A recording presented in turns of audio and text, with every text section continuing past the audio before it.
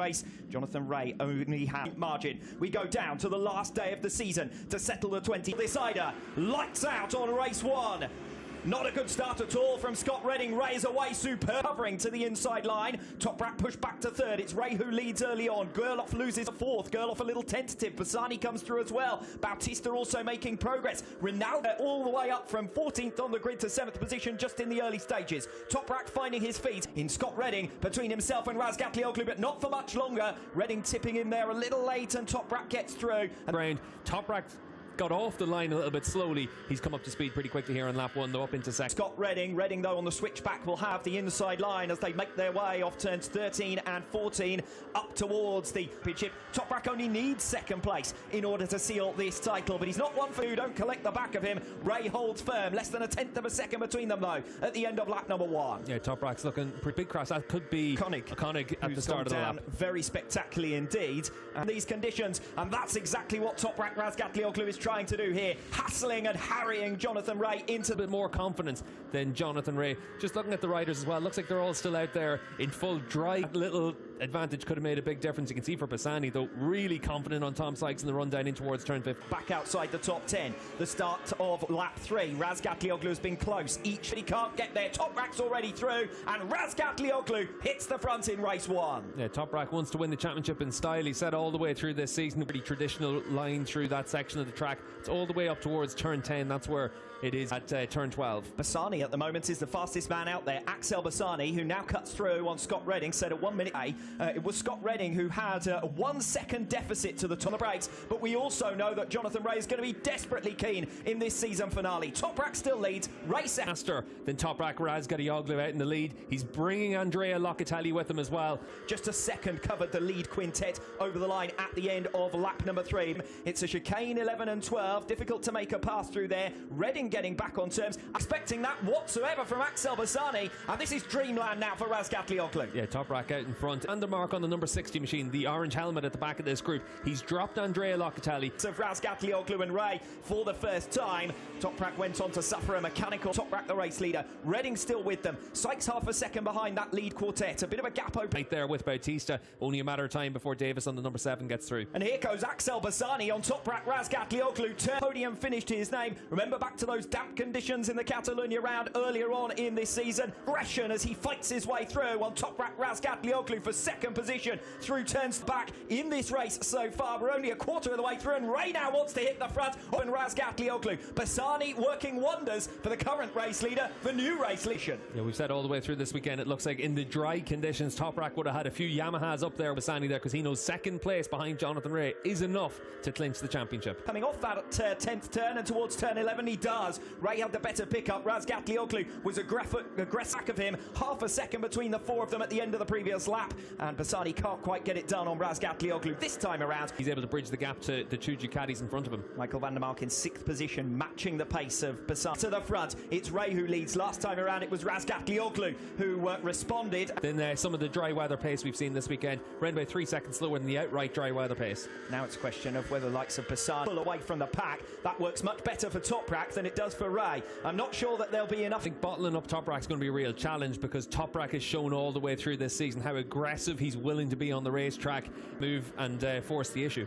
Yes, Michael van der Mark directly behind, right on the T1 series. Bit of a moment there for Bassani, defending 3rd position against Scott Redding. Still only half a... That time around for Jonathan Ray, Toprak just a tenth of a second slower, and that's why the leading 4 are stretching away. As it is right now, it's just who's willing to push that little bit harder, who's willing to see where that grip in the gap.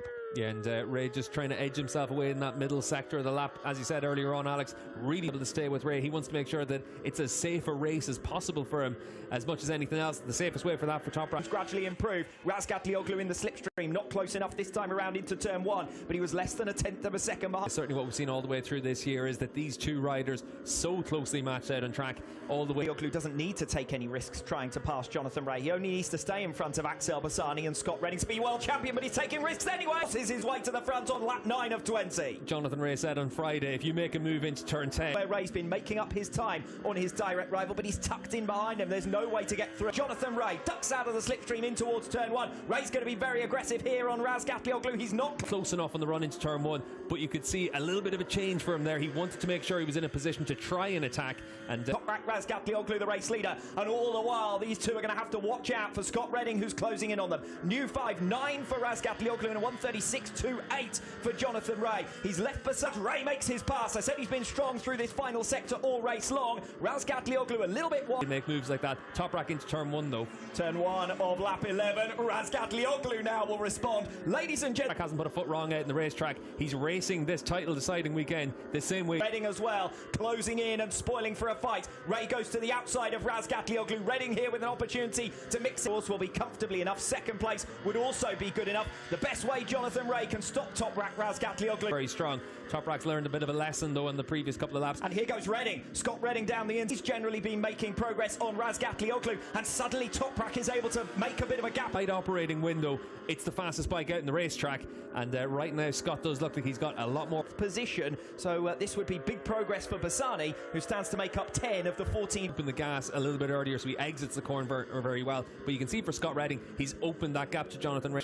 Wide, very wide for Toprak Wsbk. He's off the circuit altogether. To show you the perils of a drying circuit. It's not fully dry just yet. Redding over the line for a new 5. But Ray will have seen that mistake for Toprak. That would have given him a lot more confidence to try and push on. Wake up call. We've got the Yamaha pit box just underneath our commentary box here, and certainly that would have given them a few increases. So Ray is going to push as hard as he can here to chase down and pass Scott Redding. Yeah, and you can see on this lap, he's got his tail up. He knows that he's got the opportunity to win this race. Put a bit of pressure on Toprak. Now the gap to Scott Redding. Behind Toprak Wsbk has consolidated, has stabilised his pace. About that, Ray, as has customarily been the case during this race 1, has got the better Ray on this lap so far. New personal best sectors coming in from Toprak Wsbk. We know that it is going to be a situation where Toprak will be the man who... He's got to get through on Scott Redding. We saw him get really close in the run down in towards turn 10 last time around. He'll also know that he's at 1.2 seconds down on Toprak Wsbk, despite the fact that he too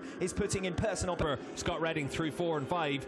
And certainly for attack riding, he's going to just have to try and put his bike in a position to get down the inside into turn 10. Stand, he must get past Scott Redding here to keep the title fight alive for another race, to take us to a last race decider. And line altogether, and does well to stay on the circuit. It's going to give a second wind here to Toprak Wsbk to try and close in on the second place that he needs to seal the title. Suddenly the focus turns to what's going on behind him. Can Scott Redding pick back up the pace quickly enough? Toprak has seen blood. Scott Redding, he knows he's got a chance to do it. You'd see Redding there with that little bit of a slip again on the run through 3 and 4. Try and get close enough now.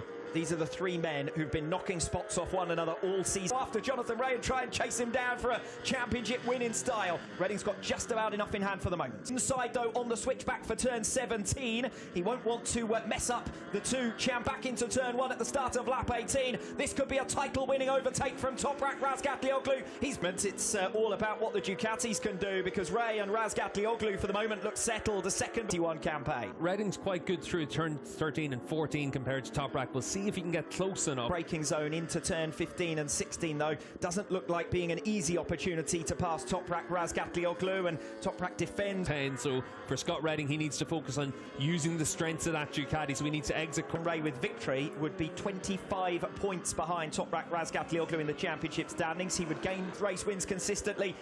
He's had a little bit of an extra edge today, capitalising on a couple of wayward moments, nervous moments for Wsbk. Yeah, top right chip. 2 laps from the end, and the race is finally beginning to settle down, although you'd have to say Wsbk 1:34.288. He's half the gap to Ray. It's only 6/10 ahead of this final lap. He's going after the... At some point in this lap, he might view that it's a bridge too far to be able to close up on Ray. I think that points up a victory in what is the penultimate race of this 2021 campaign. It's going to be a first victory since race exactly where he sits. It's been far from a percentages game, though, from Wsbk. It's been a race that has seen him backwards and forwards through the order. Rain has come to an end. A new era has begun in World SBK. The 2021 Motogp places what he secures. Jonathan Rea is the race winner, but it's Toprak who's done Scott Redding in what is a championship winning move. And you can see the two title contenders there fighting it out to the nail on the racetrack. They both got so much respect for one another,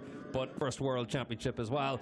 And certainly for Yamaha, this is going to be one. Race 2 this afternoon, but what a season it has been for them. A first world season. Wsbk looks emotional, and well, he might be. He's kept it all in well. He's looked cool. He's looked calm. Well, if you thought that kind of 6-year run could never end, that he could never be beaten, the answer is all good.